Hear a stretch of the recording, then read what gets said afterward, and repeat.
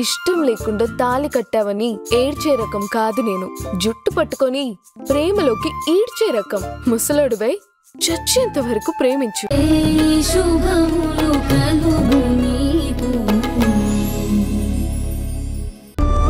ముందు తడబడినా తర్వాత చాలా నమ్మకంగా అబద్ధం చెప్పాడమ్మా ఆ విక్కీ. వారాహి గురించి నేనెందుకు బ్యాట్ చేస్తానమ్మా? చేస్తే నువ్వు అసలు ఊరుకో నాకు తెలీదమ్మా. నిజంగా అరుంధతికి కొడుకు అబద్ధం చెప్తున్నాడని అర్థం కాలేదో, ఆ ప్రేమ అలా మాట్లాడిస్తుందో అర్థం కావట్లేదు. వాళ్లే చేశారనడానికి మన దగ్గర నిజంగానే ఏ ఆధారం లేదు కదా కృష్ణమ్మ. ఆధారం ఏంటమ్మమ్మా? అక్క ఎన్ని రోజులుగా స్కూల్కి వెళ్తుంది. ఎప్పుడన్నా అక్క మీద ఒక్క చెడు మాటన్నా పుట్టిందా? సునైనాని ఎవరైనా భయపెట్టాలని ఎప్పుడైనా ట్రై చేశారా? లేదు, ఎవరు ఎప్పుడు ఏమీ అనేవాళ్లు కాదు. కృష్ణమ్మ కూతురువి కదా అని చాలా మంచిగా మాట్లాడేవాళ్లు. వాళ్ళొచ్చాకే మనకిలాంటివన్నీ జరుగుతున్నాయి. మన మీద పంతం పట్టి మనల్ని బ్యాట్ చేయాలని చూస్తున్నారు. ఇంటికొచ్చి మరీ గొడవ పెట్టుకుంటున్నారు. వాళ్ళు కాక ఇంకెవరు చేస్తారు? వాళ్లే చేశారని నిరూపించాలి. ఏదైనా సాక్ష్యంలాగా దొరికితే అప్పుడు నేనెళ్ళి అరుంధతిని నిలదీస్తాను. అప్పుడు గాని మళ్ళీ ఇలాంటివి జరగకుండా ఆగవు. కానీ ఒక్క విషయం గుర్తుపెట్టుకోండమ్మా, ముఖ్యంగా కళ్యాణి, నీకు ఆవేశం ఎక్కువ. హాసిని, నీకు దూకుడెక్కువ. ముఖ్యంగా మీ ఇద్దరికీ చెప్తున్నాను, మీరు మాత్రం వాళ్ళ జోలికి వెళ్ళొద్దు. వాళ్ళని కవ్వించే పనులు చేయకండి. మనం పెట్టుకున్న నియమాలు మాత్రం దాటకండి.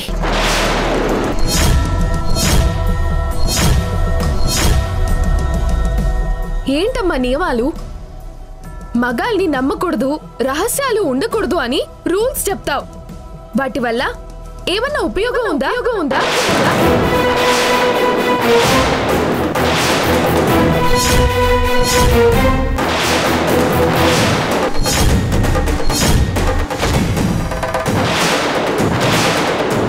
ప్రపంచంలో ఉన్న వాళ్ళంతా ఈ రూల్స్ పెట్టుకొని నడుస్తున్నారా? అసలు ఇలాంటి రూల్స్ ఉంటే ఒక అమ్మాయికి ఒక అబ్బాయికి పెళ్ళవుతుందా? ఎందుకమ్మా ఈ రూల్స్? ఇవి ఉంటేనే మేము మీ మాట వింటామా, లేకపోతే వినమా?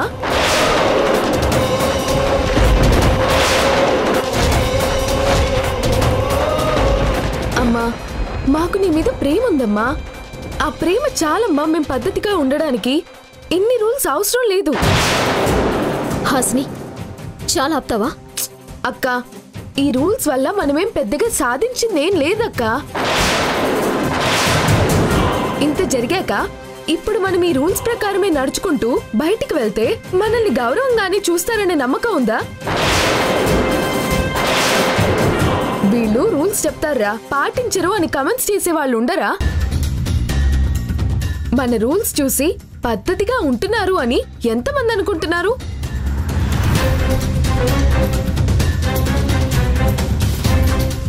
అసలు మనిషి బతకడానికి ఎన్ని రూల్స్ అవసరమా అని అనుకునే వాళ్ళు కూడా ఉంటారు. ఖచ్చితంగా అందరు మనుషులు ఒకేలా ఉంటారని, ఒకటే ఇష్టపడతారని అనుకోవటం తప్పు హాసిని.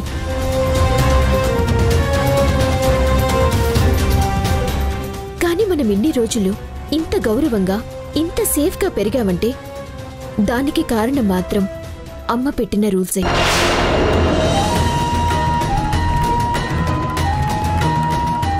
మిగతా వాళ్ళెవ్వరూ ఇలాంటి రూల్స్ ఎవ్వరూ పాటించట్లేదు. మరి ఇన్ని రోజులు చుట్టూ ఉన్న ఏ ఒక్క అమ్మాయికైనా మనకి దక్కినంత మంచి పేరు, మర్యాద దక్కాయా? ఒక్క కమెంట్ కూడా అనిపించుకొని ఒక్క అమ్మాయిని చూపించగలవా?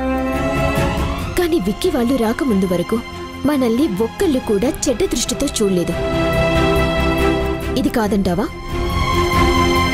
వారాహి, ఒక్క నిమిషం ఆగు. హాసిని, ఇలా రా.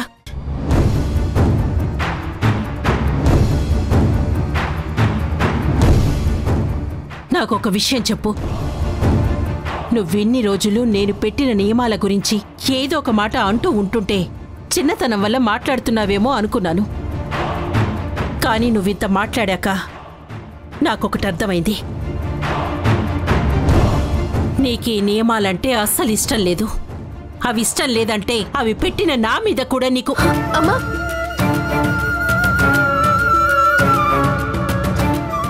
ఏంటమ్మా ఈ మాటలు? నువ్వంటే నాకు ఇష్టం లేకుండా ఎందుకుంటుంది? నువ్వంటే నాకు ప్రాణమమ్మా.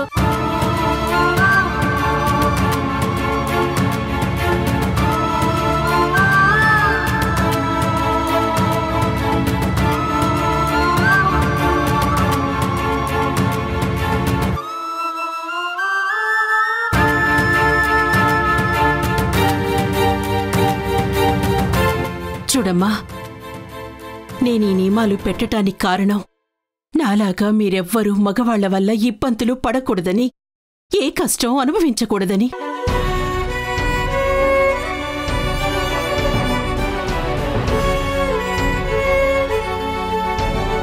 ఇవి మీరు జీవితాంతం పాటించాలని నేను అనుకోవట్లేదు.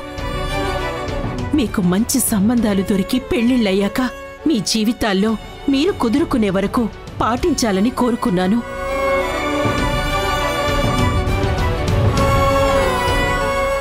అలా చేస్తేనే మిమ్మల్ని క్షేమంగా పెంచగలని నేను నమ్మాను.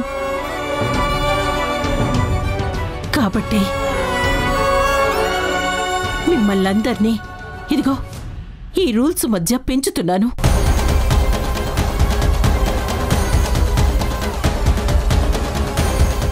మీ జీవితం ఇప్పటి వరకు సంతోషంగా గడిచింది.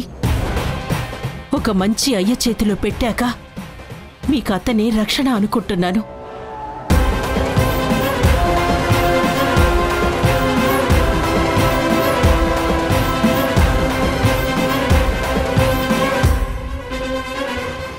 వారాహి, అమ్మ వారాహి,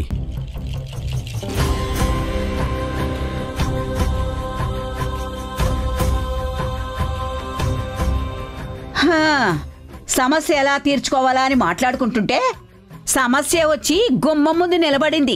పిన్ని, ఏంటా మాటలు? కాసేపు నువ్వేం మాట్లాడకు. ఇదేంటే, నేనేమన్నానే తల్లి ఇప్పుడు? అసలు వాడనేవాడే లేకపోతే మనకింత సమస్య వచ్చేదా అంటున్నాను. దాంట్లో తప్పే ఉంది. నమస్కారం అమ్మా. నమస్కారం అండి. రండి, కూర్చోండి. కూర్చో. కూర్చో బాబు.